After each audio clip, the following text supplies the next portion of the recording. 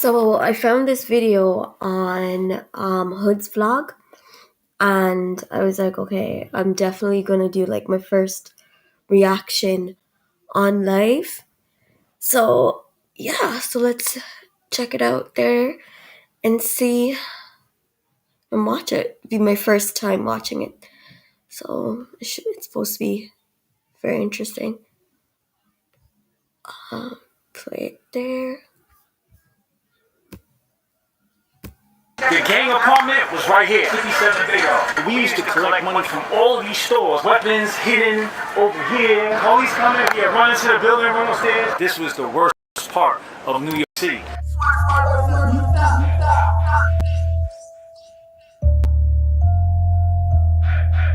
What's going on, guys? It's a beautiful day out here in Chinatown, New York City. I'm his China Mac. He's going to show us his hood. My guy Hoodvlogs hit me up. He said he want to know about Chinatown.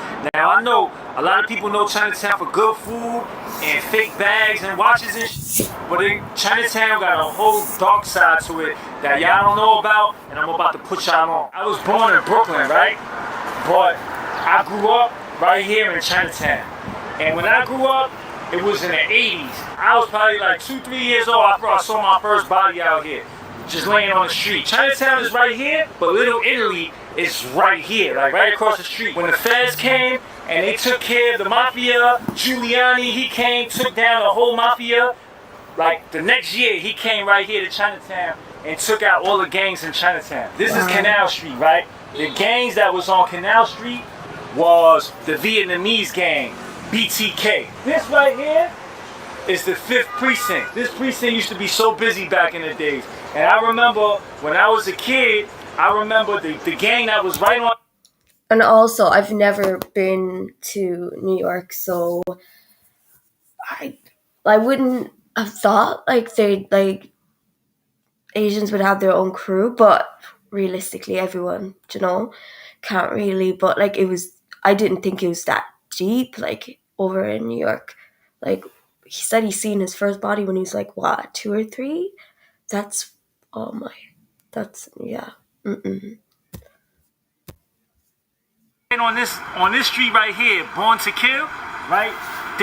They was mad because the police had locked one of them, the leader up, and they sent like 3 dudes over here and threw a grenade, threw 2 grenades in one of the cop cars, and the cop was in the shit. The street that my gang was on, right down the block, and that shit used to still go crazy every day with the police right here.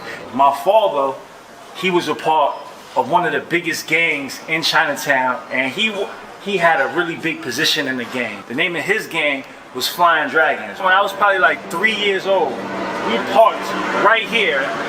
My mom was trying to get into this parking spot, and somebody else. You see how he says his father?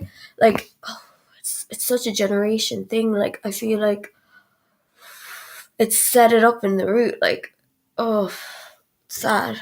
Was trying to get into the parking spot, and they started having an argument. You know what I'm saying? Not really, but the dude hit my mother's car. There was like a couple people in the alleyway that was a part of the shit.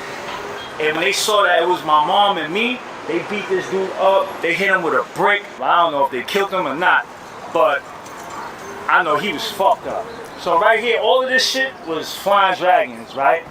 And this street right here was home of the Ghost Shadows. Ghost Shadows and the Flying Dragons were like arch nemesis. I know we was talking about gangs and street shit, but I'm gonna put you on to some food shit. Right here. Great New York, Newtown. This shit been here for so long, it's still here. Through the corona and all that shit, when other stores closed, this shit is open. I don't know if it's still open late nights, but after the club, this should be open. And check this out, I'm gonna put you on right now. Excuse me, big fella. Look, they serve baby pigs every day, bro. You can get a whole baby pig. This is Bayard Street, right? As a kid, I don't eat pork, but I love Asian food. Come to the street because this was like the home of my father's arch nemesis, Ghost Shadows, you feel me? But my aunt lived over here. You know what I'm saying? My aunt lived in that building right here. 1, 2, 3. And they used to have to sneak me over here because the gang shit was real. You know what I'm saying? They wouldn't, they'd fuck around and try to like kill me or some shit because of my father. So I used to have to hide, sneak, wait for certain times to come into my aunt's house. This is your first time in Chinatown? Yes. Do y'all eat pork? Yes. Kinda. You do? I won't put you on. Kinda. Pork buns, right there, Melee Wild. You won't. I'm telling you. You never had it in your life. Awesome. You never had anything like it. Try it. The gang apartment was right here. 57 Big O. Second floor. This is how serious this shit was.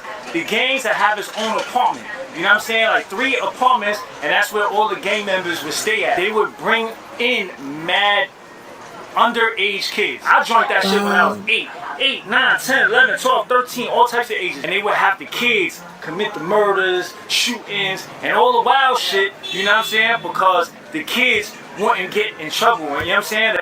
And I was just about to say that. Isn't that like, so that's why they do it. Like they would do like, give the kids to do it because they know like legally by law they wouldn't be facing that's messed up. But I was back then. But They wouldn't do it the same time that as an adult would. So they used to have me wilding the fuck out, coming out of this gang apartment. You see all these businesses right here? Whole street of businesses. All of these shits was paying extortion money. They would all have to pay. They would pay their rent, they would pay their water bill, their electricity bill, but along with that, they would have to pay the rent to the gangs, you know what I'm saying? So we used to collect money from all of these stores, and our job was to protect this shit, you know what I'm saying? So nobody from Lower East Side, nobody else could come on this block and fuck with this block because the gangs will make sure this shit was in check, you know what I mean? So our job every day, waking up when people was going to work, going to school, going to wherever the fuck they was going to, we came right outside on the block and we was watching this bitch. We used to have.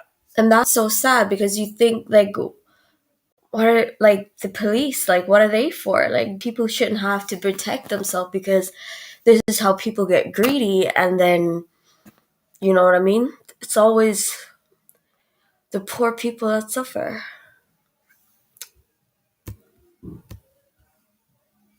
We used to have weapons hidden over here, guns and fucking knives and shit hidden over here. We used to just spread out and just watch the block. We used to also have, they put cameras on this shit.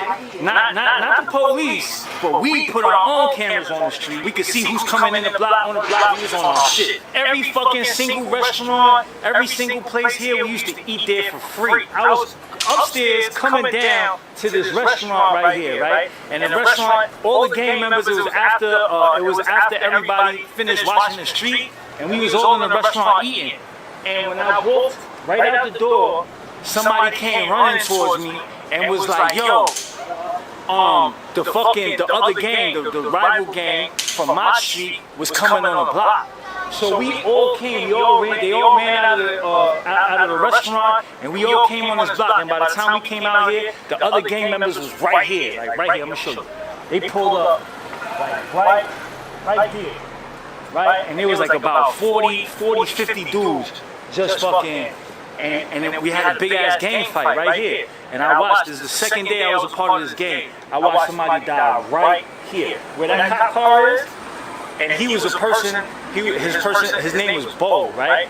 And that day, he used to look out for me. Like when I first went into the game, he gave me money, he gave me clothes, he made sure I was good. And 2 days later, within less than 48 hours, he was laying on the floor, dead. This is Melee Wild. What y'all here for? The pork buns?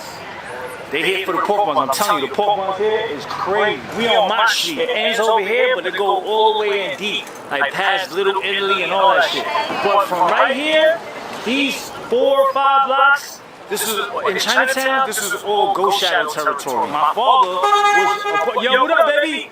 Yo, my father was a part of the Flying Dragons, like I said. He was a leader. And when I grew up, you know, I wanted to be that complete opposite of him, you know what I'm saying? So I went and joined the rival gang, Ghost Shadow. This block right here was a whole other group of Ghost Shadow. So this block was one set of Ghost Shadow, and this block was another set of Ghost Shadows. And we had mad beef. That right there is central booking and the courthouses. After you go to court and shit, and they take you to Rikers Island, which is the county prison, in New York City, if you ain't heard of Rikers Island, I don't know where the fuck you been, cause Rikers Island is crazy. It ain't Hawaii, I tell you that. That's just a different type of island. I don't know if you can see it, but there's a gate, right? That gate lift up, and the correction bus come out. And every day, it comes the same route. It goes up this block.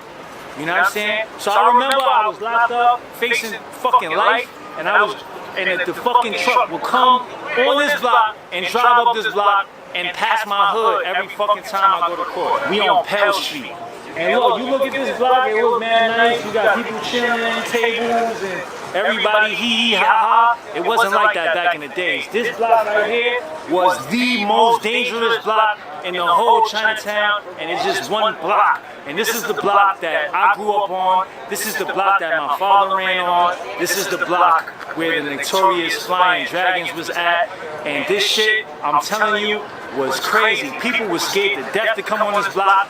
Nobody wanted parts of this block. This is a restaurant that my father used to always come to, right? And I don't know if it was the same name and shit, but I remember there was mad gang meetings. Like everybody had like, you know, whenever there was like a big function with the gangs, they used to come to this restaurant. And the godfather of Chinatown, his name was Uncle Benny, right? Chutso in Cantonese, right? Chutso, that means Uncle Seven. This dude was like the John Gotti of Chinatown. He ran Chinatown. Nothing came through Chinatown he didn't approve of. You feel me? And he was my godfather. You know what I mean? When my mom gave birth to me that first year, Uncle Seven bought me all the Pampers for that whole year. You feel me? And I remember the last time I seen Uncle Seven was right here in this restaurant, and he died maybe like a month or two after. You know, the gangs wasn't just street gangs. The street gangs was ran by like the Toms, right? And the Toms were like the business people, but they also was involved with the shenanigans. They was still like sending street hits and shit like that, but they was businessmen, like, you know what I'm saying? So, but they would use the street gangs to do all the dirty work, you feel me? So like, this shit, they used to control it, you know what I'm saying? They used to control it. And alright guys, I will leave it at there and continue it on again. But I'd leave the channel for this video. But I can't even. I'm not even dragging out my words properly. I'm like channel.